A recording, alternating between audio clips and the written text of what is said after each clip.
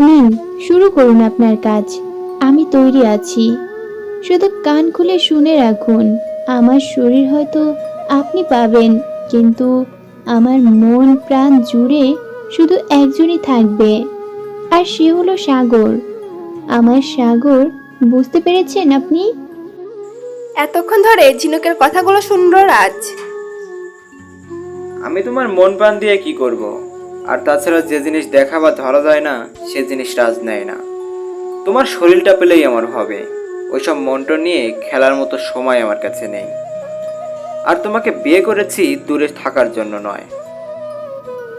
আপনি কি মানুষ? আপনি জানতেন যে আমি অন্য কাউকে ভালোবাসি, তা সত্ত্বেও আপনি আমাকে বিয়ে করলেন। কেন করলেন আমার সাথে এরকম? ওইসব কেন টেন আমি তোমাকে বলতে পারবো না। শুধু এটুকু জেনে রাখো, তোমাকে আমার দরকার, তাই তোমাকে বিয়ে করেছি। বুঝেছ? আর একটা কথা জেনে রাখো, আমি কোনো কাজ করলে তার কোনো কৈফিয়ত আমি কাউকে দেই না। তাই তোমার জন্য এটাই ভালো হবে আমাকে কিছু জিজ্ঞেস না করা। আপনার আমাকে দরকার বলে আপনি আমাকে বিয়ে করেছেন? আমার তো আপনাকে দরকার নেই। যেহেতু আমার আপনাকে দরকার নেই, তাই এই বিয়েটা আমি মানি না। ঝিনুকের কাছে এসে পড়ে থাকা আঁচলটা কাঁধে তুলে দিয়ে বলল, তুমি বিয়েটা মানো কি মানো না সেটা জেনে আমার কোনো লাভ নেই। শুধু এটুকুই জেনে রাখো, তুমি আমার বিয়ে করা বউ। তাই আমার যখন যা ইচ্ছা হবে তখন তোমার সাথে তাই করব। আমার আদরও সহ্য করতে হবে, আবার আমার রাগও সহ্য করতে হবে। বুঝতে পেরেছো? আচ্ছা, 3বার কবুল বললেই কি স্বামী হওয়া যায়? যায় না। যেমন 3বার কবুল বলতে হয়, ঠিক তেমনি দুটো মানুষের মনের মিলটাও দরকার হয়, যেটা আমার আর আপনার মধ্যে নেই। যেটা আছে শুধু আমার আর সাগরের মধ্যে। আর তাই আপনার আদর আর রাগ সহ্য করার কোনো প্রশ্নই আসে না। দেখো ঝিনুক, তুমি আমার স্ত্রী, তাই তোমার মুখে সাগরের নাম আমার শুনতে ভালো লাগছে না। ঝিনুক রাজের কাছ থেকে সরে গিয়ে, স্ত্রী? স্ত্রী কাকে বলে জানেন আপনি? যে আপনার দুঃখে দুঃখ পাবে, যে আপনার সুখে সুখী হবে, যে আপনাকে ভালোবেসে কাছে টেনে নেবে, আপনার অংশ নিজের গর্ভে ধারণ করবে। আপনি রেগে গেলে সেটা হাসি মুখে সহ্য করবে। আপনি কিসে খুশি হবেন সেটা ভেবে আপনাকে খুশি করার চেষ্টা করবে। আপনার চিন্তা কমানোর জন্য নিজের কোলে আপনার মাথা রেখে মাথায় হাত বুলাবে। আপনার কপালের ঘাম নিজের শাড়ির আঁচল দিয়ে মুছিয়ে দেবে। এক কথায়, যে আপনার সব সময় পাশে থাকবে। একে বলে স্ত্রী, বুঝেছেন আপনি? কিন্তু আফসোস, আমি এইসবের কোনো কিছুই করতে পারবো না, কারণ আমি আপনাকে স্বামী হিসেবে মানি না। সেটা তো সময়ই বলে দেবে যে তুমি আমাকে স্বামী হিসাবে মানো কি মানো না। যাই হোক ঝিনুক, আজ আমি খুব টায়ার্ড, তাই আমি আর তোমাকে স্পর্শ করব না। তুমি আজ নিশ্চিন্তে ঘুমাতে পারো।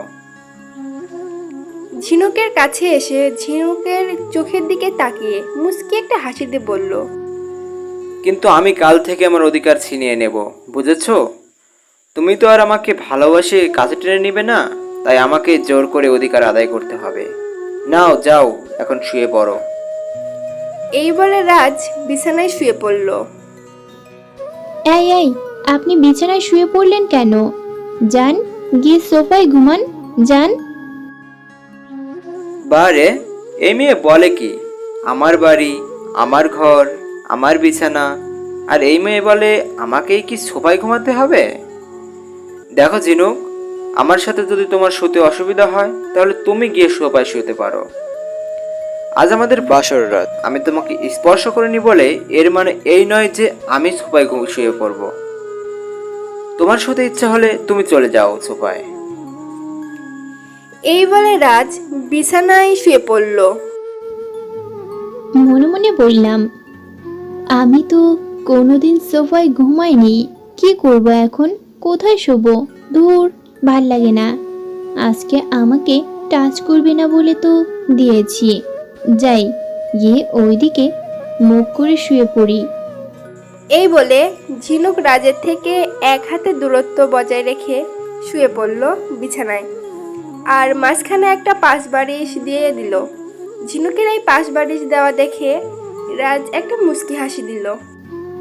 মনে মনে বললাম, আচ্ছা, আজ তো উনি আমাকে ছুবেন না বলে দিয়েছেন, কিন্তু কাল কাল থেকে আমি কি করে বাঁচবো? ধুর, কালকে কথা কাল ভাববো, এখন তো ঘুমাই। এমন সময় রাজ বলে উঠল, আচ্ছা ঝিনুক, আজ আমার জায়গায় যদি তোমার সাগর হতো, তাহলে কি আমাদের মধ্যে এই পাঁচ বালিশটা দিতে পারতে? না, কখনো না। আমার আর সাগরের মধ্যে একটা মাছি গলারও জায়গা দিতাম না। আজ আমি এমন একটা রাতে সাগরের ভালোবাসার খেলায় মেতে উঠতাম, আর তারপরে সাগরের বুকে মাথা রেখে ঘুমের রাজ্যে পাড়ি জমাতাম। রাজ মুচকি হেসে বলল, আচ্ছা ঠিক আছে, এখন তুমি ঘুমাও, তুমিও আজ অনেক ক্লান্ত। আপনিও ঘুমিয়ে পড়ুন।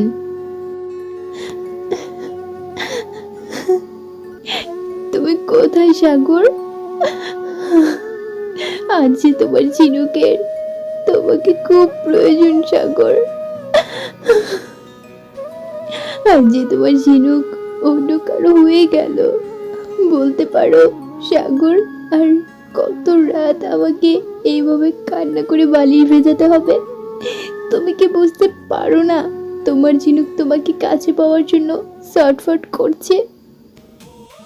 এইসব কথা ভাবতে ভাবতে ঝিনুক ডুব মারল 3 মাস আগে। কি হলো ড্রাইভার, গাড়ি থামালি কেন? ম্যাডাম, মনে হয় গাড়িতে কোনো সমস্যা হয়েছে। আপনি বসুন, আমি দেখছি। যাও, নেমে তাড়াতাড়ি দেখো। গাড়ি থেকে নেমে ড্রাইভার গাড়িটিকে চেক করে ঝিনুককে বলে, গাড়ির ইঞ্জিনে কোনো সমস্যা হয়েছে, তাই এই গাড়ি করে এখন যাওয়া সম্ভব নয়। ম্যাডাম, আপনি বরং ফোন করে অন্য কোনো গাড়ি ডেকে নিন। না থাক, বাকিটা রাস্তা আমি হেঁটে চলে যাব। তুমি গাড়িটা সারানোর ব্যবস্থা করো। এই বলে ঝিনুক হাঁটা শুরু করলো।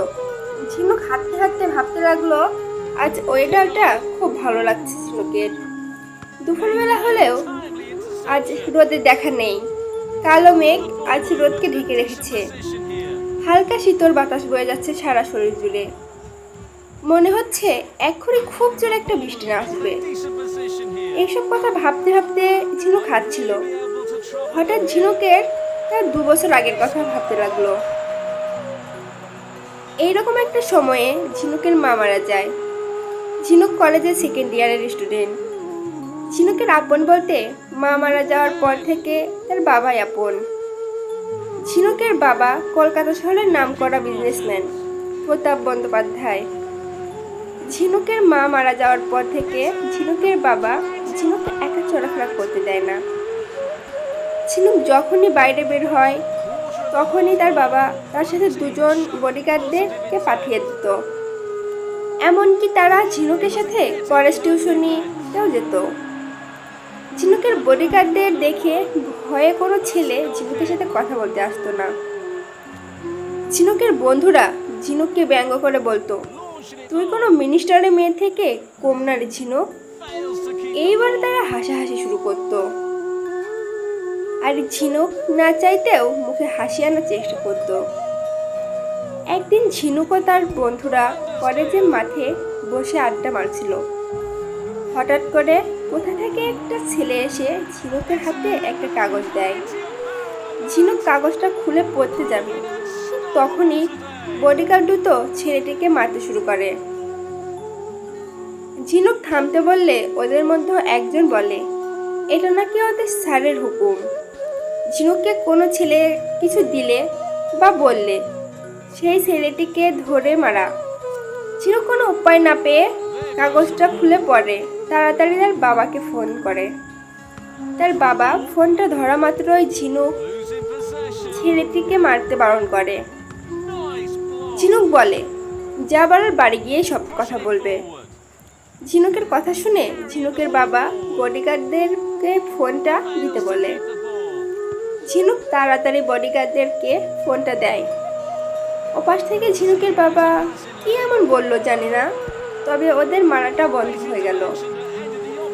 ঝিনুক তাড়াতাড়ি ছেলেটির কাছে গিয়ে ওরা ছেলেটিকে খুব মার মেরেছে। ছেলেটা ঠোঁট কেটে রক্ত পড়ছে, হাতে পায়ে রক্ত জমে লাল হয়ে গেছে, কপালটা অনেকটা কেটে গিয়েছে। ছেলেটিকে দেখে ঝিনুকের নিজেকে খুব অসহায় মনে হচ্ছিল। ঝিনুক বডিগার্ডদেরকে বলে ছেলেটিকে হসপিটালে নিয়ে যাওয়ার জন্য। প্রথম ওরা রাজি হচ্ছিল না, পরে ঝিনুকের বাবার কথা বলতে ওরা রাজি হয়। একজন ওকে হসপিটালে নিয়ে যায় আর একজন ঝিনুকের সাথে বাড়িতে আসে। ঝিনুকের বাবার ক্ষমতা বেশি হওয়ায় কেউ ছেলেটিকে সাহায্য করতে এগিয়ে আসেনি। সবাই কলেজের মাঠে দাঁড়িয়ে তামাশা দেখছিল। এদিক ঝিনুক বাড়িতে এসে, বাবা, বাবা, কোথায় তুমি? ঝিনুকের বাবা সিঁড়ি দিয়ে নিচে নামতে নামতে বলল, কি হয়েছে? এত চেঁচাচ্ছিস কেন? তুমি জানো তোমার দেওয়া বডিগার্ড আজ কি করেছে? না বললে জানবো কেমন করে? জানাবো, আগে এই কাগজটা খুলে পড়ো। কোনো একটা দীপ নামের ছেলে তোর কাছে নোট চেয়েছে। হ্যাঁ বাবা, সেদিন দীপ ক্লাসটা মিস করে, আর সামনেই তো পরীক্ষা, তাই ও আমার কাছে সাহায্য চেয়েছে। আর তোমার বডিগার্ডরা কিছু না জেনে বুঝে ওকে খুব জঘন্যভাবে মেরেছে। আচ্ছা বাদ দে, যা আবার হয়েছে। আমি ছেলেটির সমস্ত চিকিৎসার খরচ দিয়ে দিব। বাবা, কথাটা কোনো খরচে হচ্ছে না। আমার এমন বডিগার্ড চাই না যেখানে কোনো নিরাপদ মানুষ শুধু শুধু মার খাবে। ওরা তো তোর ভালোর জন্যই তোর সাথে যায়। প্লিজ বাবা, ওদের সাথে করে নিয়ে আমার কোনো ভালো হচ্ছে না। না আমি প্রাণ খুলে নিঃশ্বাস নিতে পারি, না আমি প্রাণ খুলে হাসতে পারি। যেখানে যাই সেখানেই শুধু ওরা। এরকমভাবে চলাফেরা করা অসম্ভব। যদি এত কিছুর পরেও ওরা আমার সাথে থাকে তো আমি আর কলেজে যাব না। তুই কলেজে যাবি না কেন? আচ্ছা বেশ, ওরা কাল থেকে তোর সাথে যাবে না। এবার খুশি তো? সত্যি বাবা, আই লাভ ইউ বাবা। I love you too my sweetheart. যাও গিয়ে ফ্রেশ হয়ে নাও। মনে মনে বললাম, তোমাকে তো একটা ধন্যবাদ দেওয়া উচিত দীপ। আজ তোমার জন্য আমি এই বডিগার্ডদের থেকে মুক্তি পেলাম। কালই তোমাকে একটা ধন্যবাদ দিতে হবে। এই বলে ঝিনুক ফ্রেশ হয়ে খাবার খেয়ে নেয়। এইভাবে ঝিনুকের আরও একটি দিন কেটে যায়। পরের দিন ঝিনুক সকাল সকাল ঘুম থেকে উঠে ফ্রেশ হয়ে খাবার টেবিলে গিয়ে তাড়াতাড়ি খাবার খাওয়া শুরু করে। ঝিনুকের তাড়াতাড়ি খাবার খাওয়া দেখে ঝিনুকের বাবা বলে, এত তাড়াতাড়ি খাবার খেয়ে যাবি কোথায়? বাবা, দীপকে দেখতে হসপিটালে যাব, তারপর কলেজে যাব। হসপিটালে ওকে দেখতে যাওয়ার কি আছে? আমি তোর চিকিৎসার সব খরচ দিছি। বাবা, যা হয়েছে আমার জন্যই হয়েছে, তাই আমার মনে হয় আমার দীপকে দেখতে যাওয়া উচিত। যাই হোক বাবা, আমার দেরি হয়ে যাচ্ছে, আমি আসছি। এই বলে ঝিনুক গাড়ি নিয়ে বের হয়ে প্রথমে হসপিটালে যায়। হসপিটালে গিয়ে দীপের কেবিন ঢুকতে যাবে, ঠিক তখনই দীপ বলে ওঠে, তো তুমি এখানে এসেছো? আসলে তোমার কাছে ক্ষমা চাইতে এসেছি। তুমি কেন আমার কাছে ক্ষমা চাইতে এসেছো? ভুলটা আমার। তুমি কে সেটা না জেনে তোমার কাছে সাহায্য চাইতে গেছিলাম। এমন করে বলো না দীপ, আমি বুঝতে পারিনি যে সামান্য একটা কাগজের জন্য ওরা তোমাকে এইভাবে মারবে। আমাকে ক্ষমা করে দাও। তোমার কোনো দোষ নেই, তুমি শুধু শুধু ক্ষমা চাইছো কেন? আর তাছাড়া ওদেরকে যে কাজটা দেওয়া হয়েছে, ওরা সেটা পালন করেছে, এতে তোমার দোষ নেই। সত্যি বলছো? হুম, সত্যি বলছি। তোমাকে আমার একটা ধন্যবাদ দেওয়ার ছিল। কেন? আজ তোমার জন্য আমি ওই বডিগার্ডদের থেকে মুক্তি পেলাম, তাই তোমাকে অনেক ধন্যবাদ দীপ। আমি মার খেয়ে তোমার একটা উপকার করলাম বলো। একটা নয়, অনেক বড় একটা উপকার করলে তুমি। আজ থেকে আমরা বন্ধু। বন্ধু হলে আবার মার খেতে হবে না তো? এই কথা শুনে দুজনে হা হা করে হেসে উঠল। আচ্ছা ঠিক আছে, এখন তুমি যাও। আচ্ছা, আমি এখন আসি, না হলে আবার কলেজে যেতে দেরি হয়ে যাবে। পরে এসে তোমার সাথে দেখা করে যাব। এই বলে ঝিনুক হসপিটাল থেকে বেরিয়ে কলেজে গিয়ে ক্লাস করে কলেজ শেষে বাড়ি ফিরছিল। ঠিক তখনই ঝিনুকের গাড়িটা খারাপ হয়ে যায়। আর তারপর ঝিনুক এইসব ভাবতে ভাবতে হাঁটছিল। হঠাৎ কিছুটা এসে ঝিনুকের পা আটকে যায়, কারণ সামনে তিনজন ছেলে দাঁড়িয়ে আছে। আর ওদেরকে দেখেই মনে হচ্ছে যে তিনজনই নেশাখোর। ঝিনুক ভয়টাকে চেপে রেখে সামনে এগিয়ে যেতে লাগলো। ছেলেগুলোর পাশ দিয়ে যাওয়ার জন্য পা বাড়ালো। একজন ছেলে ঝিনুকের হাতটা চেপে ধরে। আরও দুজন ছেলে ওই ছেলেটার সাথে সঙ্গ দেয়। ঝিনুক ভয়ে এবার কান্না করে দেয় এবং ওদের কাছে অনেক অনুরোধ করে যাতে ওরা ঝিনুককে ছেড়ে দেয়। কিন্তু কিছুতেই কিছু হচ্ছে না দেখে ঝিনুক এবার চিৎকার করে বলে উঠল, বাঁচাও, কে কোথায় আছো? বাঁচাও, আমাকে বাঁচাও। আর কিছু বলতে পারল না। তার আগেই একজন ছেলে ঝিনুকের মুখটা হাত দিয়ে চেপে ধরে আর ঝিনুকের বুকের উপর থেকে ওড়নাটা নেওয়ার জন্য হাত বাড়ায়। আর ঝিনুক ভয়ে কান্না করতে করতে চোখ দুটো বন্ধ করে দেয়। এরপর কোনো একটা শব্দ শুনে ঝিনুক চোখ দুটো খুলে অবাক হয়, কারণ যে ছেলেটি ঝিনুকের ওড়নার দিকে হাত বাড়িয়েছিল সেই ছেলেটি সেই হাতটি ধরে রাস্তায় পড়ে বসে যন্ত্রণায় ছটফট করছে। এরপর যে দুজন ছেলে ঝিনুককে ধরে রেখেছিল তারা ঝিনুককে ছেড়ে দৌড়ে পালিয়ে যায়। কিছুক্ষণ আগে যখন ছেলেটি ঝিনুকের ওড়নার দিকে হাত বাড়ালো, ঠিক তখনই কোথা থেকে একটা ছেলে এসে ওই ছেলেটার বাড়ানো হাতটি ধরে পিছনে মুচড়ে দেয় আর ছেলেটি যন্ত্রণা ছটফট করতে লাগে। রাস্তায় বসে পড়ে। ঝিনুক ছেলেটার দিকে তাকিয়ে হা হয়ে যায়, কারণ যেমন সুন্দর দেখতে তেমন সুন্দর বডি, গায়ের রং ফর্সা, মনে হয় হাতটা চেপে ধরলে লাল হয়ে যাবে। চুলগুলো খুবই সিল্কি, কপালের ঘামে সামনের চুলগুলো ভিজে লেপ্টে আছে।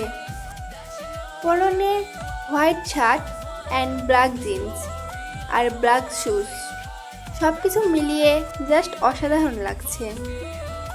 ঝিনুক মনে মনে ভাবলো, ইস, এই ছেলেটা যদি আমার সাগর হতো তাহলে কত ভালোই না হতো।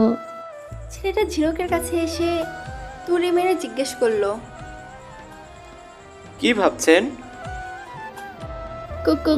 কই কিছু না তো। আজ আপনি আমার একটা অনেক বড় উপকার করলেন, তার জন্য ধন্যবাদ। এতে ধন্যবাদ দেওয়ার কিছু নেই। অন্য কোনো মেয়ে থাকলে আমি এটাই করতাম। যাই হোক, হাই, আমি রাজ। আমি ঝিনুক। চলো আমি তোমাকে বাড়ি পৌঁছে দিয়ে আসি। না, তার দরকার নেই, আমি একাই যেতে পারবো। আপনাকে আর কষ্ট করতে হবে না। তোমাকে আমার কষ্ট নিয়ে ভাবতে হবে না। আবার যদি কোনো বিপদে হয় তখন কি হবে? ভাগ্যিস আজ এই রাস্তা দিয়ে যাচ্ছিলাম, তাই তোমাকে ওদের হাত থেকে রক্ষা করতে পারলাম। না হলে আজ... থাক, আর বলতে হবে না, চলুন। এই বলে দুজনেই গাড়িতে উঠে যেতে লাগলো। দুজনেই গাড়িতে চুপচাপ বসেছিল, কেউ আর কোনো কথা বলেনি। হঠাৎ ঝিনুক বলে ওঠে, থামান, এইটা আমার বাড়ি। এই এত বড় বাড়ি তোমার? হ্যাঁ, কেন? না, এমনি। তো আজ গাড়ি নিয়ে বের হওনি কেন? গাড়ি নিয়ে বের হয়েছিলাম, কিন্তু গাড়িটা খারাপ হয়ে যায় মাঝ রাস্তায়। আর তারপরে ওই অবস্থায় পড়তে হয় আমাকে। ভিতরে আসুন। না থাক, অন্য একদিন আসবো। এই বলে রাজ সেদিন ওখান থেকে চলে যায়। এখন ঝিনুক ভাবনার রাজ্য ছেড়ে বর্তমানে চলে এলো। এইসব কথা ভাবতে ভাবতে ঝিনুক ঘুমের রাজ্যে তলিয়ে যায়। সকালে সূর্যের আলো জানালার কাছ ভেদ করে ঝিনুকের মুখে পড়তেই ঝিনুকের ঘুম ভেঙে যায়। চোখ দুটো খুলেই ঝিনুক অবাক হয়ে যায়, কারণ রাতে ঝিনুক যেখানে শুয়েছিল ঝিনুক সেখানে শুয়ে নেই। ঝিনুক শুয়ে আছে রাজের বুকে মাথা রেখে, তাও আবার রাজকে জড়িয়ে ধরে। আর রাজ ঝিনুকের দিকে অপলক দৃষ্টিতে তাকিয়ে আছে। ঝিনুক তাড়াতাড়ি রাজকে ছেড়ে উঠে বসে বলে, লজ্জা করে না আপনার এইভাবে একটা মেয়ের দিকে তাকিয়ে থাকতে, আর একটা মেয়ের অসহায়তার সুযোগ নিতে? ঝিনুকের কথা শুনে রাজ বলে, প্রথম কথা হলো, আমি কোনো মেয়ের দিকে তাকিয়ে নেই, আমি আমার বিয়ে করা বউয়ের দিকে তাকিয়ে আছি। আর দ্বিতীয় কথা হলো, আমি তোমাকে আমার বুকে নিয়ে শুইনি। তুমি কাল রাতে নিজের পাশ বালিশটাকে নিচে ফেলে দিয়ে আমার বুকের উপর মাথা রেখে ঘুমিয়েছিলে। একটু মনে করে দেখো তো, কে কাকে জড়িয়ে ধরে শুয়েছিল, তাহলেই বুঝতে পারবে কে কার অসহায়ত্বের সুযোগ নিয়েছে। ঝিনুক মনে মনে ভাবে, সত্যি তো, আমি তো ওনাকে জড়িয়ে ধরে শুয়েছিলাম। দূর ঝিনুক, তুইও না ঘুমের ঘোরে কি যে করিস, তোর হুঁশ থাকে না। এরপর থেকে সাবধানে শুতে হবে, বুঝলি? দরকার হলে তুই সোফায় শুবি, বুঝলি? রাজ ঝিনুকের কাছে এসে ঝিনুককে বলল, নিজেকে যদি বকা শেষ হয়ে থাকে তাহলে এবার ফ্রেশ হওয়া যাক। আপনি কি করে জানলেন যে আমি নিজেকে বকছি? এত জোরে জোরে বকলে আমি কেন, এখানে থাকা যে কেউ শুনতে পেত। হয়েছে, থাক, আর বলতে হবে না। তা আপনি ফ্রেশ হতে যান না? আমি কি আপনাকে আটকে রেখেছি নাকি? না, এখন ধরে রাখনি, কিন্তু এতক্ষণ ধরে তো জড়িয়ে ধরে রাখছিলে। থাক, আর বলতে হবে না। যান, আপনি আগে ফ্রেশ হয়ে আসুন। হুম। এইবারে রাজ ফ্রেশ হতে চলে যায়। ফ্রেশ হয়ে বেরিয়ে ঝিনুককে বলে, আরে তুমি এই সালোয়ার কামিজ বের করছো কেন? কেন সালোয়ার কামিজ বের করেছি বুঝতে পারছেন না? নিশ্চয়ই মুখ দেখার জন্য সালোয়ার কামিজ বের করিনি। ফ্রেশ হতে যাব। ফ্রেশ হয়ে পরবো কি, তাই এইগুলো বার করছি। রাজ ঝিনুকের হাত থেকে সব সালোয়ার কামিজগুলো নিয়ে নেয়। আরে আরে, করছেনটা কি? দিন আমার জামা কাপড়গুলো। না, আজ থেকে তুমি এইসব সালোয়ার কামিজ পরবে না, এখন থেকে তুমি শাড়ি পরবে। মামার বাড়ির আবদার নাকি? বিয়ে করেছেন বলে আপনি আমাকে যা বলবেন আমি তাই করব? কখনো না, কোনো দিনও না। বেশ, তুমি নিজে থেকে যখন শাড়ি পরবে না, তখন আমি তোমাকে জোর করে ওয়াশরুমে নিয়ে গিয়ে তোমার জামা কাপড় খুলে তোমাকে শাড়ি পরিয়ে দিব। পরে কিন্তু আমার দোষ দিতে পারবে না। এইবারে রাজ ঝিনুকের কাছে এক পা করে এগিয়ে যেতে থাকে, আর ঝিনুক ভয়ে এক পা করে পিছিয়ে যেতে থাকে। ঝিনুক পিছাতে পিছাতে বলতে থাকে, দেখুন, আমার দিকে এগোবেন না। এইবারে ঝিনুক পিছনে সরতে সরতে একেবারে দেয়ালের সাথে ধাক্কা খায়। আর ততক্ষণে রাজ ঝিনুকের অনেকটা কাছে চলে আসে। রাজের এতটা কাছে চলে আসায় ঝিনুক ভয় পেয়ে চোখ দুটো বন্ধ করে বলে, আমি শাড়ি পরতে রাজি আছি, প্লিজ দূরে সরুন।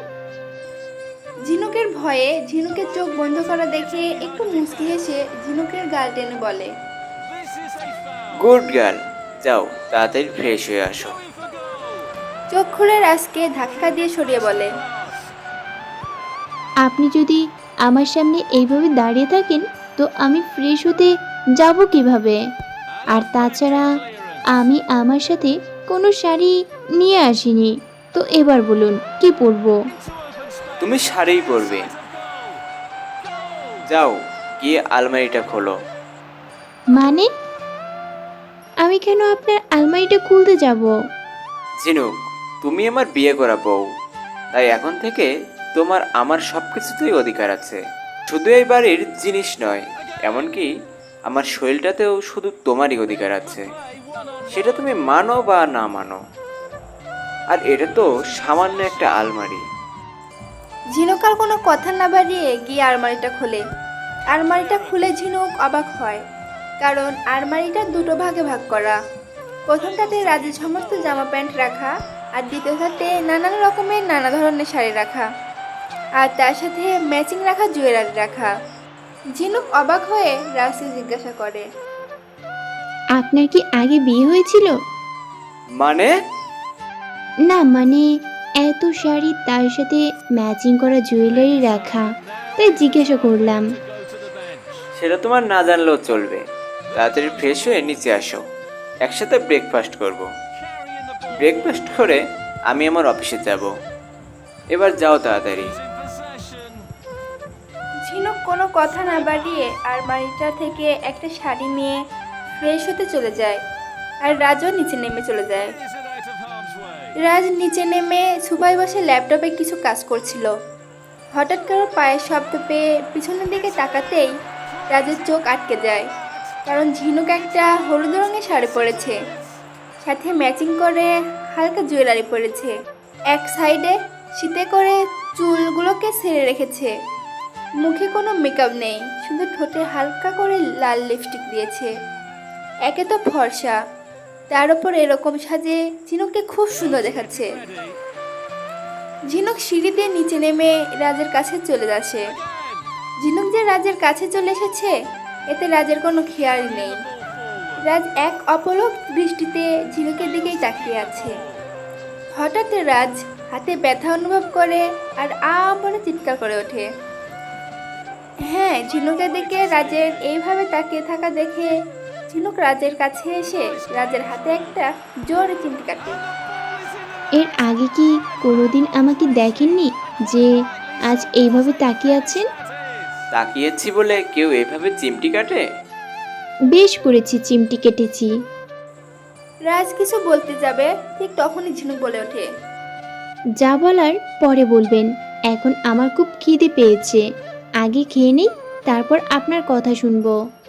এইবারে ঝিনুক ডাইনিং টেবিলে গিয়ে বসে পড়ে। তারপর ঝিনুকের পাশে একটা চেয়ার টেনে রাজও বসে পড়ে। মিনু মাসি, খাবার দাও, খিদা পেয়েছে। মিনু মাসি হলো রাজের বাড়ির কাজের লোক। এই তো বাবা আছি। এইবারে মিনু টেবিলে অনেকগুলো খাবার এনে রেখে দেয়। আরে এইসব রান্না তো আমার পছন্দের। হ্যাঁ ম্যাডাম, রাজবাবা বলছে এই সব রান্না করতে, এগুলো নাকি আপনার খুব পছন্দের। ঝিনুক রাজের দিকে তাকিয়ে জিজ্ঞাসা করে, আপনি কি করে জানলেন যে এই রান্নাগুলো আমার পছন্দের? আমি সব জানি, কোনটা তোমার পছন্দের আর কোনটা তোমার অপছন্দের। কিভাবে? তোমার পছন্দের কথা কে কে জানে? আমার বাবা আর সাগর। তো আমি তোমার বাবার কাছ থেকে সব জেনে নিয়েছি। নাও এবার খাওয়া শুরু করো। হুম। এইবারে দুজনে খাওয়া শেষ করে এরপর রাজ অফিসে চলে যায়। যাওয়ার আগে ঝিনুককে বলে যায়, তোমার যদি কিছু দরকার হয় তাহলে মিনু মাসিকে বলবে, উনি সব এনে দেবে। এইবারে রাজ অফিসে চলে যায়। আচ্ছা মিনু মাসি, তুমি এইখানে কতদিন হলো কাজ করছো? এই যখন থেকে রাজবাবা এই বাড়িতে এসেছে তার আগে থেকে। মানে? না মানে এখন তো রাজবাবা 25 বছর বয়স, আমি এই কাজ করছি 30 বছর হবে। ও আচ্ছা, বিয়ে হয়ে গেল, কিন্তু ওনার বাবা মাকে তো দেখলাম না। আসলে ম্যাডাম, রাজবাবা যখন ছোট ছিল তখন একটা অ্যাক্সিডেন্টে রাজবাবার মা বাবা মারা যায়। তারপর থেকে রাজবাবার দেখাশোনা আমিই করি। আর ওনার ব্যবসা দেখাশোনা করতেন ওনার বাবার পুরনো এক বন্ধু। মা বাবা মারা যাওয়ার পর রাজবাবা বিদেশে চলে যায়। তারপর ব্যবসা দেখাশোনা করতেন তিনি অসুস্থ হয়ে পড়েন। তারপর রাজবাবা দেশে ফিরে নিজের ব্যবসার হাত ধরে। ও, একটা কথা বুঝলাম না, তুমি রাজকে রাজবাবা বলছো আর আমাকে ম্যাডাম বলছো কেন? আপনি বলুন, আমি আপনাকে কি বলে ডাকবো? প্রথম কথা হলো আমি তোমার মেয়ের বয়সী, তাই আপনিটাকে বাদ দিয়ে তুমি করে বলবে। আর দ্বিতীয় কথা হলো আমাকে ঝিনুক বলেই ডাকবে, কেমন? আচ্ছা, এখন কি তোমার কিছু লাগবে? না, আমি বরং বাড়িটা ঘুরে ঘুরে দেখি। এত বড় বাড়ি, থাকে মাত্র দুজন। না, আমি তো সন্ধ্যার পরে চলে যাই। বলতে গেলে এত বড় বাড়িতে থাকে মাত্র একজনই, আর এখন তো তুমি এসে গেছো। হুম। বলে সারা বাড়ি ঘুরে দেখতে লাগলো আর তার সাথে ঘটে যাওয়া 3 মাস আগের কথা ভাবতে লাগলো। সেদিন রাত চলে যাওয়ার পর থেকে ঝিনুকের রাজের সাথে কোনো যোগাযোগ হয়নি। একদিন ঝিনুক কলেজ শেষ করে বাড়ি ফিরে জানতে পারে যে তার বাবা হঠাৎ অফিসে অসুস্থ হয়ে পড়ে। ঝিনুক তাড়াতাড়ি অফিসে ছুটে যায় এবং সেখানে গিয়ে দেখে ওর বাবা একটা সোফায় শুয়ে আছে আর পাশে দাঁড়িয়ে আছে রাজ। কি হয়েছে তোমার? কি হলো? কথা বলছো না কেন? ঝিনুক রাজকে উদ্দেশ্য করে বলে, প্লিজ বাবাকে হসপিটালে নিয়ে যাওয়ার ব্যবস্থা করুন, প্লিজ। রাজও দেরি না করে তাড়াতাড়ি হসপিটালে নিয়ে যায়। হসপিটালে গিয়ে ডাক্তার ঝিনুকের বাবাকে চেক আপ করে ঝিনুককে জানায় যে তার বাবার হার্ট অ্যাটাক হয়েছে। এই কথা শুনে ঝিনুক কান্নায় ভেঙে পড়ে এবং রাজ ঝিনুককে সান্ত্বনা দেওয়ার চেষ্টা করে। ডাক্তার ঝিনুককে বলে ঠিক সময়ে ওনাকে আনতে পেরেছেন বলে ওনাকে আমরা বাঁচাতে পেরেছি, আর এও বলে যেন তার বাবাকে কোনো প্রকার চিন্তা না করে। এই কথা বলে ডাক্তার চলে যায়। অনেকক্ষণ পর ঝিনুকের বাবাকে কেবিনে শিফট করা হয় আর ঝিনুক এক মুহূর্ত দেরি না করে তার বাবার সাথে দেখা করতে যায়। বাবা, কিসের এত চিন্তা তোমার? আজ যদি তোমার কিছু হয়ে যেত তখন আমি কাকে নিয়ে থাকতাম বলো তো? ঝিনুকের ডাকে ঝিনুকের বাবা চোখ খুলে তাকায়। এবার রাজও ঝিনুকের বাবার কেবিনে ঢোকে। জানিস মা, আজ এই রাজ ভাগ্যিস এসেছিল, না হলে আজ আমাকে তুই হারিয়ে ফেলতি। চুপ করো বাবা, আর এইসব কথা বলো না। আজ আমি তোর কাছে কিছু চাইবো, তুই দিবি? এইভাবে বলছো কেন? তুমি বলো তোমার কি চাই, আমি দেব। না, এইভাবে না, আমাকে ছুঁয়ে বল, আমি যা বলবো তুই তাই করবি। আচ্ছা বেশ, এই নাও, তোমাকে ছুঁয়ে বলছি, তুমি যা চাও আমি তাই করব। আমি চাই তুই রাজকে বিয়ে কর। বাবা, আমি এই বিয়েটা করতে পারবো না, কারণ আমি সাগরকে ভালোবাসি, আর সেটা তুমি খুব ভালো করে জানো। কিন্তু তুই আমাকে ছুঁয়ে কথা দিয়েছিস, এখন আমি যা বলবো তুই তাই করবি, আর না হলে আমার মরা মুখ দেখবি। এখন তুই ভেবে দেখ যে 10 বছরেও তোর কোনো খবর নেয়নি, সে আপন না তোকে যে ছোট থেকে করে নিয়ে মানুষ করেছে সে তোর আপন? মনে মনে বলছি, না না, বাবাকে উত্তেজিত করা যাবে না, তার থেকে ভালো এখন রাজি হয়ে যাই, পরে রাজকে সব বলে বিয়েটা ভেঙে দেব। আমি রাজি আছি এই বিয়েটা করতে। সত্যি বলছিস? আমি জানতাম তুই বিয়েটা করতে রাজি হবি। আমি সামনের কোনো একটা ভালো দিন দেখে তোদের 4 হাত এক করে দেব। এইভাবে কেটে যায় আরও 10 দিন। এই 10 দিনে ঝিনুকের বাবা অনেকটা সুস্থ হয়ে উঠেছেন। একদিন ঝিনুক রাজকে কাছের একটি কফি শপে ডেকে পাঠায় এবং রাজু ঝিনুকের কথা মতো সেই কফি শপে আসে। দুজনে চুপচাপ বসে কফি খেতে থাকে। হঠাৎ ঝিনুক বলে ওঠে, দেখুন রাজ, আমি আপনাকে বিয়ে করতে পারবো না, কারণ আমার বিয়ে হয়ে গেছে। মানে? হ্যাঁ, আমার বিয়ে হয়ে গেছে। আমার যখন 10 বছর বয়স তখন আমার বিয়ে হয়ে গেছে আমার ছোটবেলার বন্ধু সাগরের সাথে। মায়ের মুখে ততটুকু শুনেছি। আমার মা আর সাগরের বাবা ছোটবেলার বন্ধু ছিলেন। গ্রামে এই দুই বন্ধুর পরিবারে খুব নামডাক ছিল, কোনো কিছুর অভাব ছিল না। এরপর তারা তখন কলেজে পড়তো। ঠিক তখন আঙ্কেলের জীবনে আন্টি আসে। প্রথমে আঙ্কেলের সাথে আন্টির এই সম্পর্কটা আঙ্কেলের পরিবারের কেউ মেনে নেয়নি, কারণ তারা চেয়েছিল আঙ্কেলের সাথে আমার মায়ের বিয়ে দিতে। আঙ্কেল পরিবারের একমাত্র ছেলে ছিলেন। আমার মা আঙ্কেলের পরিবারের কাউকে কিছু না জানিয়ে আঙ্কেলের সাথে আন্টির বিয়ে দিয়ে দেয়। আঙ্কেলের এই বিয়েটা তার পরিবার মেনে নেয়নি, তাই আঙ্কেল গ্রাম ছেড়ে চলে আসে এই কলকাতার শহরে। তারপর মায়ের পরিবার তাদের পছন্দের পাত্রের সাথে বিয়ে দেয়। কিন্তু ভাগ্যবশত আমার বাবাও আঙ্কেলের বন্ধু হয়, আর তিনিও এই কলকাতা শহরে থাকতেন। তাই আমার মায়ের বন্ধুত্বটাও আবারও জোড়া লাগে। এইভাবে বেশ ভালো কাটছিল দিন। এর মধ্যে সাগর আসে এই পৃথিবীতে, আর ভালো কাটছিল তাদের দিনগুলো। এর ঠিক 4 বছর পর আমি আসি এই পৃথিবীতে। আঙ্কেল ঠিক করে যে তাদের এই বন্ধুত্বের সম্পর্কটাকে এবার বিয়ানে পরিণত করবে। আমার মাও তাতে রাজি হয়ে যায়। সাগরের সাথে আমার দিন বেশ ভালোই কাটছিল, হাসি মজা দুষ্টুমিতে। তারপর আমার যখন 10 বছর বয়স, তখন আঙ্কেল 2 পরিবারের সম্মতি নিয়ে আমাদের বিয়ে দিয়ে দেয়। একদিন আঙ্কেল কিসের জন্য বিদেশে চলে যায়, আর যাওয়ার আগে বাবাকে সব দেখাশোনার দায়িত্ব দেয়। এইভাবে কেটে গেল আরও একটা মাস। বাবাও অফিসের কাজের জন্য আমাদের সময় দিতে পারতো না। এরপর বাবা অফিস থেকে বাড়ি ফিরে বলে দাদুর নাকি অবস্থা খারাপ, তিনি নাকি মাকে একবার দেখতে চান। তাই বাবা সেই দিন আমাকে আর মাকে নিয়ে গ্রামের বাড়িতে পাঠিয়ে দেয়। সেদিন সাগরকে ছেড়ে যেতে আমার খুব কষ্ট হচ্ছিল, তবুও আমাকে যেতে হয় মায়ের সাথে।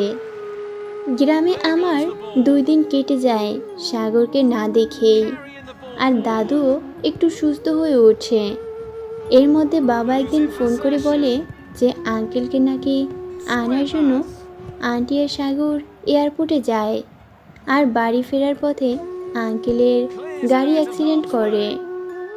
সেই দিনই আমি আর মা কলকাতায় ফিরে আসি, আর এসে আঙ্কেল আর আন্টির লাশ দেখতে পাই, কিন্তু সাগরকে পাই না। আমার বিশ্বাস সাগর আমার কাছে ঠিক ফিরে আসবে, আর তাই আমি আপনাকে বিয়ে করতে পারবো না। সো স্যাড স্টোরি, বাট গল্পটা কিন্তু খুব সুন্দর। আপনার এটাকে গল্প বলে মনে হচ্ছে? তো আর না তো কি। দেখো ঝিনুক, আমার মনে হয় সাগর মরে গেছে, না হলে এই 10 বছর কি একবারও আসতো না? চুপ করুন আপনি। আমি আপনাকে কিছুতেই বিয়ে করব না। আমি যেহেতু বাবাকে কথা দিয়েছি, তাই আমি কিছু করতে পারবো না। যা করার আপনাকে করতে হবে, বুঝতে পেরেছেন আপনি? ঝিনুক, তোমাকে যখন প্রথম দেখেছি সেদিনই তোমাকে ভালোবেসে ফেলি। তারপর তোমার ব্যাপারে খোঁজ খবর নেইনি। অনেক কষ্ট করে তোমার বাবাকে আমার বিয়ের জন্য রাজি করাই। তারপর তোমার বাবার হার্ট অ্যাটাক হয়, আর তুমি এই বিয়েতে রাজিও হও। আর এখন তোমার কথা মতো এই বিয়েটা ভেঙে দেব? হা হা হা হা। তোমার কি আমাকে এতটাই পাগল মনে হয়? একটা কথা কান খুলে শুনে রাখো, তুমি চাও আর না চাও এই বিয়েটা হবেই। এই বলে রাজ সেদিন ওখান থেকে চলে যায়, আর ঝিনুক এক দৃষ্টিতে রাজা যাওয়ার দিকে তাকিয়ে থাকে। এরপর ঝিনুকের বিয়ের তারিখ ঠিক করা হয়। ঝিনুক না চাইতেও তার বাবাকে দেওয়া কথা রাখতে এই বিয়েটা করে ফেলে। বিয়ে অনুষ্ঠান শেষ করে বাবার কাছ থেকে বিদায় নিয়ে চলে আসে রাজার বাড়িতে। বৌভাতের অনুষ্ঠানে রাজ ও তার কাছে আত্মীয় স্বজন আর বন্ধুবান্ধব সবাইকে নিমন্ত্রণ করে। রাজ বৌভাতের অনুষ্ঠানে কোনো কমতি রাখেনি, কারণ রাজ ঝিনুকদের থেকে কোনো অংশে কম নয়। খুব সুন্দর করে বাড়িটাকে সাজিয়েছে, চারিদিকে আলোরাজ রাজের বাড়িতে মেতে উঠেছে। এরপর বৌভাতের অনুষ্ঠান শেষ করে রাজের আত্মীয় স্বজন চলে যায়। খাটটা খুব সুন্দর করে সাজানো হয়েছে, খাটটার চারিদিকে গোলাপ ফুলের পাপড়ি ছড়ানো, সারা ঘরটা ছোট ছোট লাইট আর মোমবাতি দিয়ে সাজানো। এসব দেখে ঝিনুক মনে মনে ভাবলো, ইস, এই রাতটার জন্য আমি কত অপেক্ষা করেছি, আর আজ সব আছে, কিন্তু আমি যেই মানুষটিকে আশা করেছি সে নেই, তার জায়গায় অন্য কেউ আছে। এসব ভাবতে ভাবতে ঝিনুকের চোখে থেকে জল গড়িয়ে পড়ে। হঠাৎ করে কারোর পায়ের শব্দ শুনে ঝিনুক তাড়াতাড়ি চোখের জল মুছে নেয়। আর রাজ ঘরে ঢুকে দরজা বন্ধ করে ঝিনুকের কাছে গিয়ে ঝিনুকের পাশে বসলো। নতুন জীবন শুরু করার আগে স্বামীর পায়ে সালাম করতে হয়, সেটা কি জানো না? আর ঝিনুক এই কথা শুনে খাট থেকে নেমে গায়ের উপর থেকে শাড়ির আঁচলটা ফেলে দিয়ে ওই সব কথা বলেছিল যা আপনারা প্রথম পর্বে শুনেছিলেন। হঠাৎ কারোরটাকে ঝিনুক বর্তমানে ফিরে আসে। ঝিনুক খাবে, চলো। না, এখন খাবো না, পরে খাবো। আচ্ছা, আজ যদি একটু তাড়াতাড়ি বাড়িতে চলে যাই তাহলে তোমার কি কোনো অসুবিধা হবে? না, কোনো সমস্যা নেই, তুমি যাও। এই বলে মিনু চলে যায়। এইভাবে একা একা ঝিনুকের বিকালটা কেটে যায়। হঠাৎ সন্ধেবেলায় দরজার বেল বেজে ওঠে। বেলের শব্দ শুনে ঝিনুক গিয়ে দরজাটা খুলে দেয়। ঝিনুকের দরজা খোলা দেখে রাজ বলে, তুমি কেন? মিনু মাসি কোথায়? আসলে উনি একটু তাড়াতাড়ি বাড়ি যেতে চাইলো আজ, তাই আমি আর ওনাকে আটকাইনি। তার মানে সারাটা বিকাল একা ছিলে? আমি আজ 10 বছর ধরে একা আছি, আর এত সামান্য একটা বিকেল। তো আমাকে একটা ফোন করে দিতে পারতে, তাহলে আর 10 বছর একা থাকতে হতো না। আপনি মজা করছেন আমার সাথে? এখন আমি একটু টায়ার্ড, পরে কথা বলি। এই বলে রাজ নিজের রুমে চলে যায়। রুমে এসে ফ্রেশ হয়ে ঝিনুককে গিয়ে বলে, ঝিনুক, আমার খুব খিদে পেয়েছে, কিছু খাবার বানাও তো। আর সারাদিন কাজের চাপে কিছুই খাওয়া হয়নি। আপনি আমাকে রান্না করতে বললেন? এখানে তুমি ছাড়া আর কেউ আছে বলে তো আমার মনে হচ্ছে না। এবার যাও, তাড়াতাড়ি কিছু একটা রান্না করে নিয়ে আসো। আমি রান্না করতে পারি না। কি? এখন কি হবে আমার? আমার তো খুব খিদে পেয়েছে। এখন যদি ফোন থেকে কিছু অর্ডার করি তাহলে ডেলিভারি দিতে সময় লাগবে, আর ততক্ষণ আমি না খেয়ে থাকতে পারবো না। কি হবে এখন? ভাত তরকারি আছে, খাবেন? হ্যাঁ চলবে, তাড়াতাড়ি নিয়ে আসো, যাও। আপনি একটু দাঁড়ান, আমি এক্ষুনি গরম করে নিয়ে আসছি। এই বলে ঝিনুক রান্নাঘরে গিয়ে খাবার গরম করে নিয়ে আসে, রাজকে দেয়। এই নিন, ধরুন, খাওয়া শুরু করুন। এই বলে রাজ যখনই ভাত মেখে গাড়ে তুলতে যাবে তখনই রাজ কি মনে করে ঝিনুককে বলল, আচ্ছা ঝিনুক, মিনু মাসি জানে আমি দুপুরে অফিসে কাজের চাপে ভাত খাই না, আর সন্ধ্যাবেলায় বাড়ি ফিরে হালকা কিছু খাই। আর আজ মিনু মাসি তাড়াতাড়ি বাড়ি ফিরে গেছে, তা তুমি এখন ভাত পেলে কোথায়? আজ আমার দুপুরে খেতে ইচ্ছে করছিল না, তাই আমি দুপুরে খাইনি, আর খাবারটা ফ্রিজে রেখে দিয়েছিলাম, আর এখন আপনাকে খাবারটা গরম করে এনে দিলাম। মানে কি, তুমি আর সারাদিন কিছু খাওনি? না। খাবারের প্লেটটা টেবিলের উপর রেখে ঝিনুককে নিজের পাশে বসিয়ে প্লেট থেকে হাতে করে ভাত নিয়ে ঝিনুককে বলল, চুপচাপ হা করো বলতেছি, হা করবে? আমি খাবো না, আমার খিদে নেই। আমি কোনো কথা শুনতে চাই না, বুঝেছো? রাজের লেগে যাওয়া দেখে ঝিনুক চুপচাপ খেতে থাকে, আর রাজা ঝিনুককে খাওয়ানোর সাথে সাথে নিজেও খেতে থাকে। এক সময় রাজ ঝিনুককে বলে, জানো ঝিনুক, এক প্লেটে স্বামী স্ত্রী ভাত খেলে ভালোবাসা বাড়ে। ঝিনুক ভালোবাসা বাড়ার কথা শুনে বিষম খায়, আর রাজ তাড়াতাড়ি জলের গ্লাস এগিয়ে দেয় ঝিনুকের দিকে। আমি আর খাবো না। এই বলে ঝিনুক রুম থেকে বেরিয়ে যায় আর ছাদে গিয়ে কান্না করতে থাকে। আর রাজ প্লেট রেখে হাত মুখ ধুয়ে ঝিনুককে খুঁজতে খুঁজতে ছাদে গিয়ে দেখে ঝিনুক কান্না করছে। রাজ গিয়ে পিছন থেকে ঝিনুকের কাঁধে হাত রাখে। কাঁধে হাত রাখায় ঝিনুক বুঝতে পারে যে এটা রাজের হাত, তাই ঝিনুক তাড়াতাড়ি চোখের জল মুছে নেয়। কান্না করছো কেন ঝিনুক? তোমার এই সুন্দর চোখে জল একদম মানায় না। এই কথা শুনে ঝিনুক আবার কান্না শুরু করে, আর কাঁদতে কাঁদতে রাজকে জড়িয়ে ধরে বলে, আচ্ছা, সাগর কি আমার কাছে কোনোদিনও ফিরে আসবে না? বিশ্বাস করুন, আমি ওকে খুব ভালোবাসি। আমি বেঁচে আছি শুধু ও আমার কাছে ফিরে আসবে সেই আশায়। আমার যে ওকে দেখতে খুব ইচ্ছে করে, ও কি সেটা জানে না? এইসব কথা বলতে বলতে ঝিনুক জ্ঞান হারিয়ে ফেলে। সারাদিন কিছু না খাওয়ায় ঝিনুকের শরীর দুর্বল হয়ে পড়ে। আর রাত ঝিনুককে কোলে করে রুমে নিয়ে গিয়ে বিছানায় শুয়ে দিয়ে ঝিনুকের মাথায় হাত বুলিয়ে বলে, তোমার সাগর খুব তাড়াতাড়ি তোমার কাছে ফিরে আসবে ঝিনুক। এইভাবে রাতটা কেটে যায়। সকালে ঘুম থেকে উঠে ঝিনুক দেখে আজও সে রাজের বুকে মাথা রেখে শুয়ে আছে, আর রাজ ঘুমিয়ে আছে। ঘুম থেকে রাজ উঠে ঝিনুককে রুমের মধ্যে দেখতে পায়নি। রাজ বিছানা থেকে উঠে ফ্রেশ হয়ে নিচে নেমে ডাইনিং টেবিলে গিয়ে দেখে ঝিনুক মিনু মাসির হাতে হাতে রান্নাতে সাহায্য করছে। মিনু মাসিকে রান্নায় সাহায্য করা দেখে রাজ মনে মনে বলে, এমনভাবে রান্নায় সাহায্য করছে মনে হয় রান্নায় বিয়ে পাশ করেছে, অথচ দেখো রান্নার রব দিয়ে জানে না। আরে, আপনি কখন এলেন? এই তো এক্ষুনি এলাম। কিছু কি হয়েছে? আজ তোমাকে যেন খুব খুশি মনে হচ্ছে। ঠিক বলছেন, আমি আজ খুশি, কারণ বাবা ফোন করেছিল একটু আগে। বাবা এসেছে এই বাড়িতে, বলল আপনার সাথে কি একটা দরকার আছে। তিনি কখন আসবে? এই তো এক্ষুনি এলো বলে। ঝিনুকের কথা শেষ হতে না হতেই ঝিনুকের বাবা চলে আসে। কিরে মা, কেমন আছিস? ঝিনুক ছুটে গিয়ে তার বাবাকে জড়িয়ে ধরে বলে, আমি ভালো আছি। এতদিন পর মেয়ের কথা মনে পড়েছে। জানিস তো মা, কতটা কাজের চাপ। দেখ না, এই কাজের জন্য 1 মাস বিদেশ যেতে হচ্ছে। তাই যাওয়ার আগে তোদের সাথে দেখা করতে এলাম। এসব কথা বাদ দাও, এখন বলো কি খাবে? না রে মা, কিছু খাবো না। একটু পরে ফ্লাইট, তাই আমাকে এক্ষুনি বেরিয়ে যেতে হবে।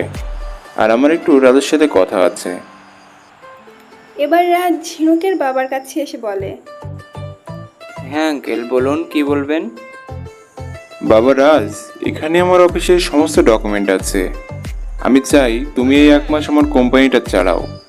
এখানে আমার তেমন কোনো বিশ্বাসযোগ্য লোক নেই, তাই তোমাকে দিচ্ছি।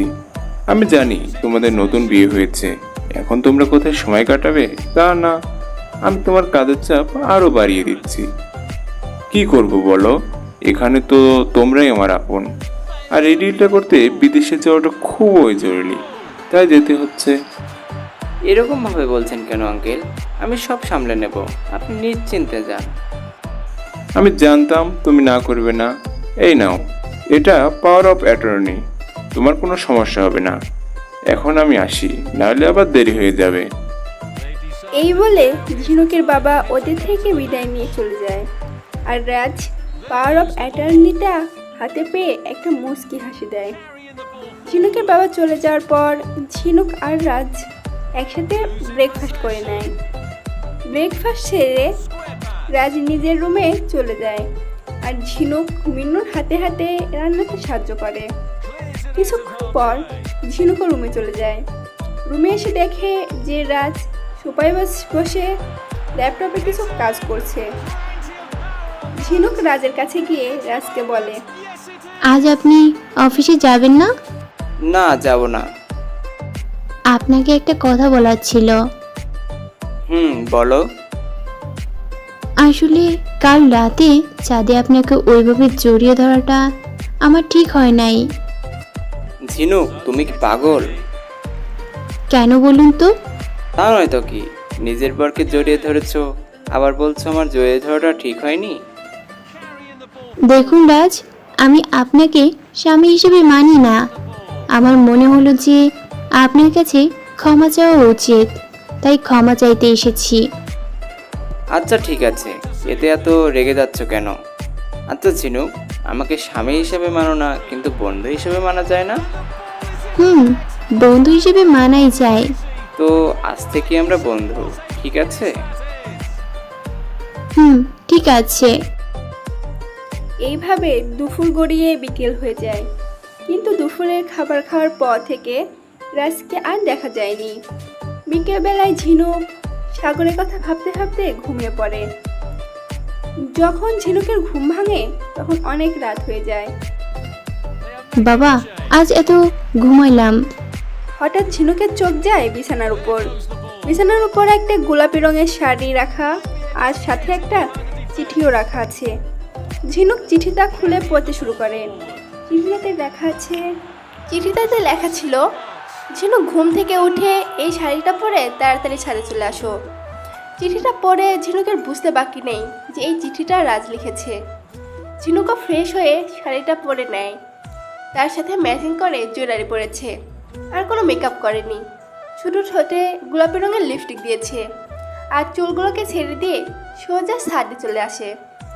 ছাদে গিয়ে ঝিনুক দেখে সারা ছাদ লাইটের আলোয় ভর্তি আর ফ্লোরে ল্যাব শেপের বেলুন ছড়ানো। হঠাৎ করে কেউ পেছন থেকে এসে এক হাতে ঝিনুকের চোখ দুটোকে চেপে ধরে। ঝিনুকের বুঝতে বাকি রইল না যে এটাও রাজেরই কাজ। ঝিনুক কিছু বলতে যাবে, ঠিক তখনই রাজ তার একটা হাত দিয়ে ঝিনুকের ঠোঁটটাকে চেপে ধরে বলে, এখন কোনো কথা না, চুপ করে আমার সাথে চলো। এই বলে রাজ ঝিনুককে ছাদের মধ্যিখানে এনে ঝিনুকের চোখ থেকে নিজের হাতটা সরিয়ে নেয়। ঝিনুক চোখ খুলে তাকিয়ে অবাক হয়, কারণ ছাদের মধ্যিখানে একটা টেবিল রাখা আর টেবিলের উপর একটা কেক রাখা আর কেকটা চারপাশে মোমবাতি জ্বালানো। হঠাৎ করে রাজ ঝিনুকের কানের কাছে নিজের মুখ এনে ঝিনুককে বলে, হ্যাপি বার্থডে ঝিনুক। এইসব দেখে আনন্দে ঝিনুকের চোখ থেকে জল গড়িয়ে পড়ে। রাজ ঝিনুককে নিজের দিকে ঘুরিয়ে বলে, আজকের দিনটাতেও তুমি কান্না করছো? ও বুঝেছি, আমার মনে হয় উইশ করতে দেরি হয়ে গেল, তাই না? জানো রাজ, এই 10 বছরে মা ছাড়া আমাকে কেউ জন্মদিনে শুভেচ্ছা জানায়নি, এমনকি বাবাও না। তার জন্য বাবার কাছে আমার কোনো অভিযোগ নেই, কিন্তু কোনোদিন ভাবিনি যে কেউ আমার জন্মদিন এইভাবে পালন করবে। আমার এই চোখের জল এটা আনন্দের। রাজ ঝিনুকের কাছে এসে চোখের জল মুছে দিয়ে বলে, হয়েছে, অনেক কান্না করেছো, চলো এবার কেকটা কাটো। এরপর ঝিনুক কেক কেটে রাজকে খাওয়ায় আর রাজও ঝিনুককে কেক খাইয়ে দেয়। এরপর রাজ ঝিনুকের একদম কাছে গিয়ে বলে, আজ তোমাকে অনেক সুন্দর দেখাচ্ছে ঝিনুক। রাজের এই কথাটা শুনে রাজা থেকে দূরে সরে যেতে চাইলে রাজ ঝিনুকের হাত ধরে আটকে দেয়। রাজ জোরে টান দিয়ে ঝিনুককে নিজের বুকে টেনে নেয়। তারপর হাওয়ায় উড়ে যাওয়া ঝিনুকের চুলগুলো খুব যত্ন করে কানের পাশে গুঁজে দেয়। রাজের এই ছোঁয়া ঝিনুকের সারা শরীরে শিহরণ জাগিয়ে তোলে। ঝিনুক রাজের দিকে তাকিয়ে দেখে রাজ নেশার চোখে ঝিনুকের দিকে তাকিয়ে আছে। ঝিনুকও কেমন যেন একটা ঘোরের মধ্যে চলে যায়। এরপর রাজ নিজের ঠোঁট দুটো দিয়ে ঝিনুকের ঠোঁট দুটো নিজের দখলে করে নেয়। এইভাবে অনেকক্ষণ থাকার পর ঝিনুকের হুঁশ ফিরে আসে। হুঁশ ফিরতেই ঝিনুক রাজকে ঠেলে দূরে সরিয়ে দিয়ে ঠাস করে রাজের গায়ে একটা চড় মেরে বলে, বন্ধুত্বর এই প্রতিদান দিলেন? আমি আপনাকে বিশ্বাস করেছিলাম, আর আপনি ছি। আমি তোমাকে ভালোবাসি ঝিনুক, এর মধ্যে কোনো ভুল নেই। আজ তুমিও আমার ভালোবাসার ডাকে সাড়া দিয়েছো। আমি আপনাকে ভালোবাসি না, আমি সাগরকে ভালোবাসি, বুঝেছেন? আমি এতক্ষণ মোহের বসে আপনাকে ছি, এখন তো আমার নিজের ওপরই ঘেন্না হচ্ছে। চলে যান আপনি আমার চোখের সামনে থেকে, চলে যান। ঠিক আছে, আমি চলে যাচ্ছি, তবে একটা কথা জেনে রেখো, একদিন তুমি আমাকে এই রাত উপহার দেবে, আর সেদিন বেশি দূরে নেই। আর আমি তোমাকে কখনো ছোবো না যতক্ষণ না তুমি নিজে থেকে আমার কাছে আসছো। আর একটা কথা, আমার থেকে দূরে যাওয়ার কথা কখনো ভেবো না, তাহলে কিন্তু জোর করে আমার অধিকার আদায় করে নিব। এই বলে রাজ ওখান থেকে চলে যায়। আর ঝিনুক কান্না করতে করতে ফ্লোরে বসে পড়ে। এইভাবে 1 মাস কেটে যায়। আর এই 1 মাসে রাজ অনেক বদলে যায়। কোনো দিন রাত করে বাড়ি ফেরে, কোনো কোনো দিন বাইরে থেকে খেয়ে আসে। প্রয়োজন ছাড়া ঝিনুকের সাথে একটা কথাও বলেনি। কিন্তু এই 1 মাসে ঝিনুক যতবারই দুজনের মধ্যে পাশ বাড়ি দিয়ে শুয়েছে, ঠিক ততবারই ঘুম ভেঙে নিজেকে রাজের বুকে আবিষ্কার করেছে। শুধু এই একটা জিনিসই 1 মাসে বদলায়নি।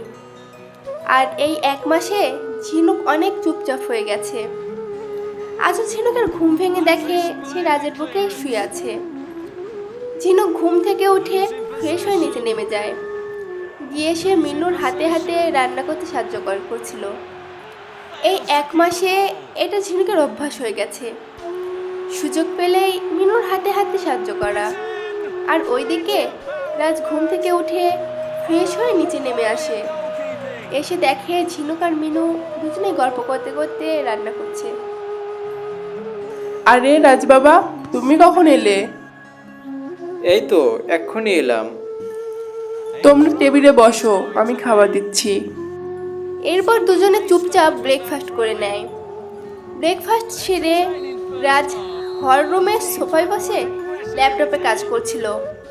এর মধ্যে ঝিনুকের বাবা জোরে জোরে রাজ রাজ বলে চিৎকার করতে করতে বাড়িতে ঢোকে।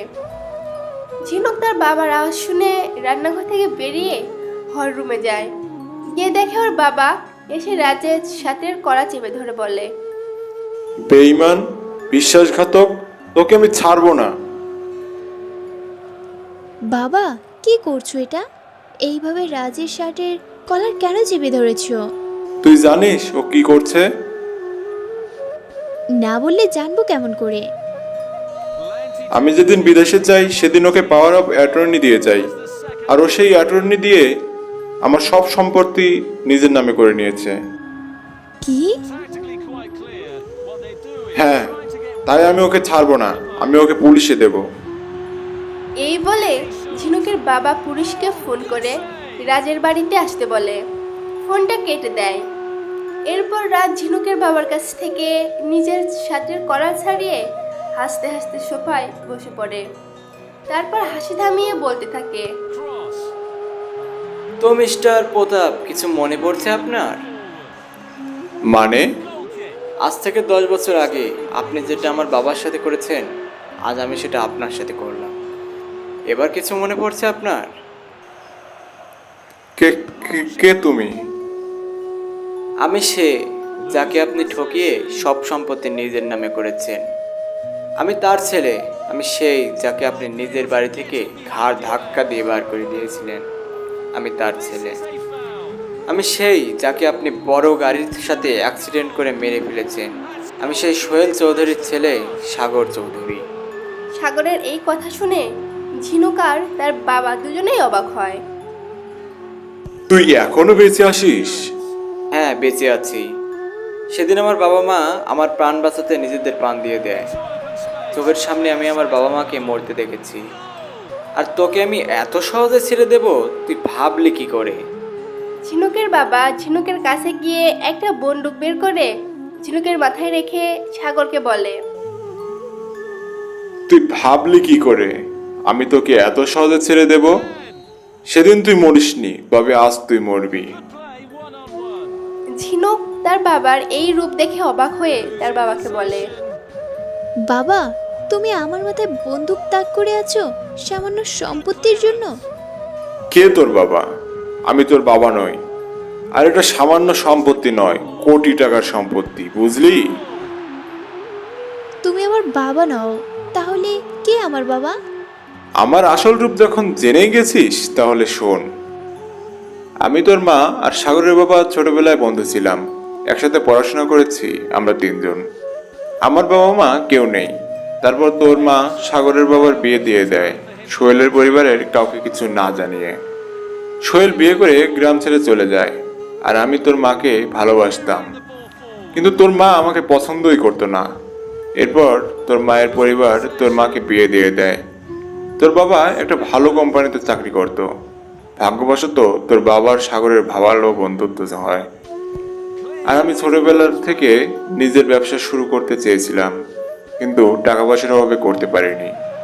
তাই আমি কলকাতা শহরে এসে সোহেলের অফিসে চাকরি নেই। সোহেল ততদিন একজন বড় বিজনেসম্যান হয়ে যায়। আস্তে আস্তে আমি সোহেলের বিশ্বাস অর্জন করি। আর একদিন তোর মা আর বাবার সাথে দেখা হয়। সোহেলের বাড়িতে সাগরের জন্মদিন উপলক্ষে সোহেল একটা পার্টি দেয়। আর সেদিন তোর মাকে দেখে আমার মনে হয় তোর মায়ের জন্য ভালোবাসা জেগে ওঠে। তাই তার কিছুদিন পর তোর বাবা যখন অফিস থেকে বাড়ি ফিরছিল, ঠিক তখনই আমি গাড়ি দিয়েই অ্যাক্সিডেন্ট করিয়ে মেরে ফেলি। এরপর তোর মা কান্নাকাটি করতে করতে ভেঙে পড়ে। একদিন তোর মা নিজেকে শেষ করে দিতে চাচ্ছিল, ঠিক সেই সময় আমি এসে পড়ায় তাকে বাঁচাই। এরপর তোর মাকে আমি সোহেলের পরামর্শে বিয়ে করি। বিয়েটা হবার কিছুক্ষণ পর জানতে পারি যে তুই আসবি এই পৃথিবীতে। তাও সবকিছু মেনে নেই, তোর মাকে নিয়ে থাকি। এরপর তুই এলি পৃথিবীতে। ততক্ষণ আমি সোহেলের বিশ্বাস পুরোপুরি অর্জন করে ফেলি। তারপর তোর যখন 10 বছর হয় তখন সোহেল তোর আর সাগরের বিয়ে দিয়ে দেয়। তারপর সোহেল যখন বিদেশে চলে যায়, যাওয়ার আগেই আমাকে পাওয়ার অফ অ্যাটর্নি দিয়ে যায় যাতে কোম্পানিতে কোনো ক্ষতি না হয়।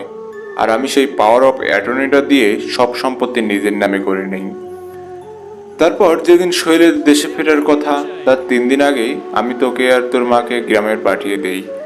এরপর সোহেল এসে আজ ঠিক যেভাবে আমি কথাগুলো বলেছি, সেদিন সোহেলও ঠিক একই রকমভাবে এই কথাগুলো বলেছিল। এরপর আমি সোহেলকে আর সাগর আর তার মাকে ঘাড় ধাক্কা দিয়ে বাড়ি থেকে বের করে দেই। তারপর ওরা বাড়ি থেকে বেরিয়ে যাওয়ার পর আমার চেনা জানা লোক দিয়ে অ্যাক্সিডেন্ট করাই। এসব কথা তোর মা জেনে যায়। তাই তোর মাকে আমি শিয়ে দিয়ে নিচে ফেলে দিয়ে মেরে ফেলি। ভেবেছিলাম তোর সঙ্গে যার বিয়ে দেব তার সম্পত্তিও নিজের নামে করিয়ে নেব। তাই জন্য তোকে এতদিন বাঁচিয়ে রেখেছিলাম। কিন্তু না, আজ তোদের সব কটাকে এক্ষুনি মেরে ফেলবো। এইসব কথা শুনে ঝিনুক তার বাবাকে বলল, তুমি কি মানুষ? তুমি একটা জানোয়ার। সামান্য সম্পত্তির জন্য কতগুলো মানুষের প্রাণ নিয়েছো। ছি, তোমার মতো একটা জানোয়ারকে আমি এতদিন বাবা বলে ডেকেছি। ছি, ভাবতেও আমার নিজের উপর ঘৃণা করছে। শুধু শুধু ওর মাথায় বন্দুক তাক করে কোনো লাভ নেই। আমি এতদিন ঝিনুককে খেলার খুঁটি হিসেবে ব্যবহার করেছি। সাগরের মুখে এই কথা শুনে ঝিনুক ভীষণ কষ্ট পায় আর মনে মনে বলে, আমি তোমার জন্য এতদিন অপেক্ষা করেছি, রাতের পর রাত চোখের জলে বালিশ ভিজিয়েছি, তোমাকে কাছে পাওয়ার জন্য চটফট করেছি। তোমাকে চোখের সামনে দেখবো বলে কত রাত জেগে পার করেছি, আর তুমি কিনা আমাকে খুঁটির মতো ব্যবহার করে গেছো। আমি তোমাকে কোনোদিনও ক্ষমা করবো না, কোনোদিনও না। সেদিন বড় একটা গাড়ি আমাদের দিকে আসছে দেখে বাবা মা আমাকে রাস্তার পাশে ঠেলে ফেলে দিয়ে তারা দুজন ওই গাড়ির সামনে চলে যায়, আর আমি ওখানে অজ্ঞান হয়ে পড়ে থাকি। এরপর যখন আমার জ্ঞান ফেরে তখন নিজেকে দাদু ঠাম্মার কাছে আবিষ্কার করি, কিন্তু ওনারা বেশি দিন ছেলেকে হারানোর সুখ মেনে নিতে না পেরে দুজনে মারা যায়। তারপর বাবার এক দুঃসম্পর্কের কাকা আমাকে তার ছেলের মতো করে বড় করে, তারপর বিদেশে পাঠিয়ে দেয়। শুধু বিদেশ থেকে ফিরে আসি তোর উপর প্রতিশোধ নেব বলে, আর আজ আমি প্রতিশোধ নিয়েছি। এর মধ্যে পুলিশ এসে ঝিনুকের বাবার হাতে গুলি চালায়, আর ঝিনুকের বাবার হাত থেকে বন্দুকটা নিচে পড়ে যায়, আর তাড়াতাড়ি পুলিশ ঝিনুকের বাবাকে ধরে নেয়। আরে, আমি আপনাদেরকে ফোন করে রেখেছি আর আপনারা আমাকেই ধরছেন? আপনি ফোন করার আগে সাগরবাবু আমাদের ফোন করে সব বলেছে। সাগর জামার বোতাম থেকে একটা ক্যামেরা বের করে পুলিশের কাছে গিয়ে বলে, এতে সব প্রমাণ আছে, যান ওকে এখান থেকে নিয়ে যান। এরপর সাগরের কথা মতো ঝিনুকের বাবাকে পুলিশ ধরে নিয়ে যায়। এরপর আরও 2 দিন কেটে যায়। এই 2 দিনে ঝিনুক সাগরের থেকে আলাদা হয়ে যায়। সাগর অনেক চেষ্টা করেছে ঝিনুকের সাথে কথা বলার, কিন্তু ঝিনুক সাগরকে কথা বলার সুযোগ দেয়নি। এরপর একদিন রাতে খাওয়া দাওয়া শেষ করে সাগর রুমে গিয়ে দেখে রুমটা খুব সুন্দর করে সাজানো, সারা ঘরে মোমবাতি আলোয় ভর্তি, হাতে গোলাপ ফুলের পাপড়ি দিয়ে মাঝখানে একটা লাভ করা। হঠাৎ করে কেউ পেছন থেকে এসে সাগরের চোখ দুটো এক হাত দিয়ে বন্ধ করে দেয়। সাগরের বুঝতে বাকি হলো না যে এরা ঝিনুকেরই কাজ।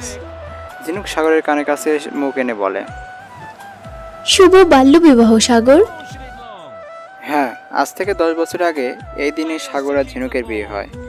এরপর ঝিনুক সাগরের চোখ থেকে নিজের হাতটা সরিয়ে নেয়। আর সাগর ঝিনুকের দিকে তাকিয়ে হাঁ হয়ে যায়, কারণ ঝিনুক একটা লাল রঙের বেনারসি শাড়ি পরেছে, সাথে ম্যাচিং করে জুয়েলারি। আর ঝিনুক হালকা করে মেকআপ করেছে, ঠোঁটে লাল লিপস্টিক দিয়েছে, চোখে গাঢ় কাজল, কপালে ছোট্ট একটা লাল টিপ। সব মিলিয়ে আর ঝিনুককে কোনো পরীর থেকে কম লাগছে না সাগরের কাছে। হঠাৎ করে ঝিনুকের কথায় সাগরের হুঁশ ফেরে।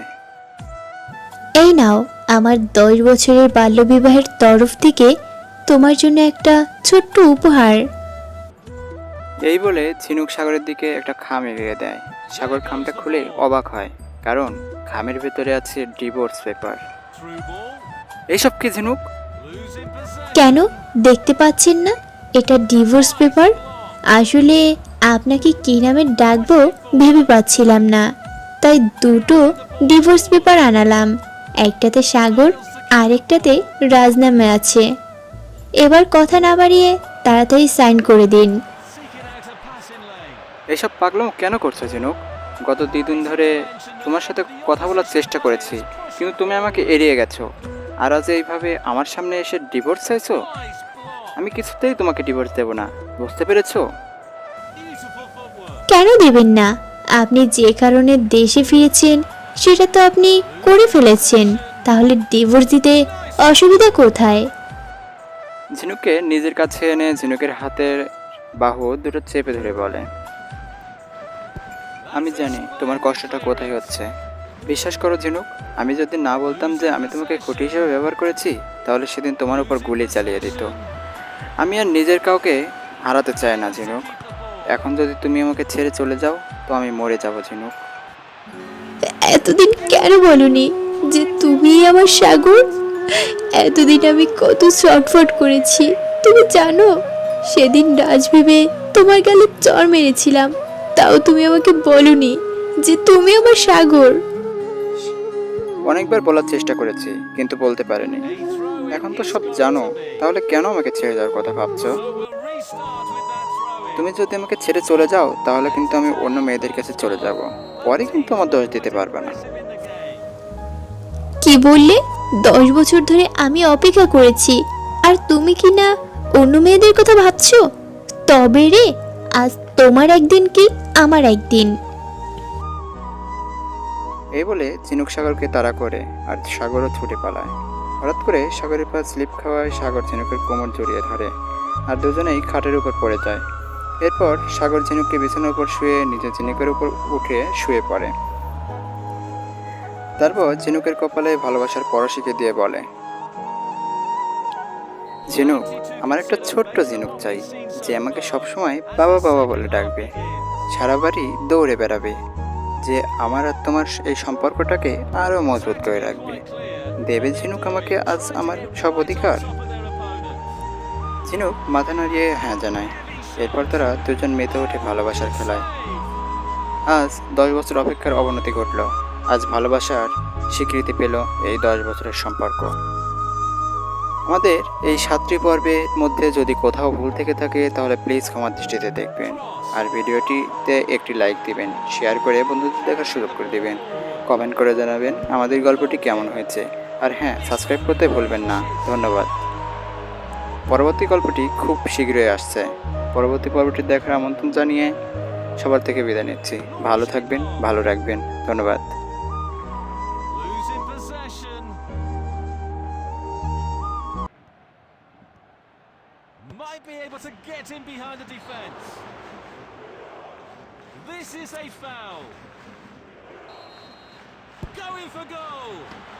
That's goalkeeping masterclass.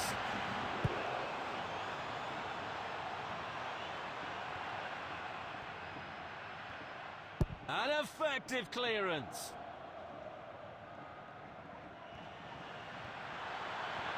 Into open space, clear sight of goal. Goal!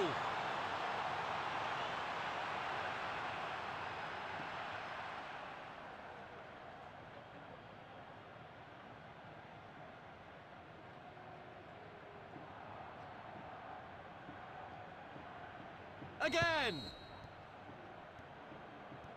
Good play, one-on-one. Losing possession.